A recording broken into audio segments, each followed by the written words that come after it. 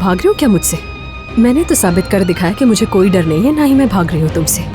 नूर की बिगड़ती हुई हालत तो मेरी समझ से बाहर है। तुम ये सब कुछ डिजर्व नहीं करती हो अलीना। तो फिर मेरे साथ चलो, जहाँ मैं रह रहा हूँ ये उस होटल का पता है। तुम क्यों पड़ी हो वैसे? मेरे बच्चे को चुराने का इरादा है। दूर हटो मुझसे। तुम्हारी माँ मुझसे नहीं बच सकी तो तुम मुझसे कैसे बच पाओगे अल्मास? तुम कहाँ जा रही हो अलीना? अलीना आखिर जा कहाँ रही हो तुम? मैं अपने लिए घर तलाश करने जा रही हूँ अम्मी। तुम आ गई, मेरे पास आ गई। तुम्हें आज इसी होटल में दफन करूंगा इस फरात के साथ।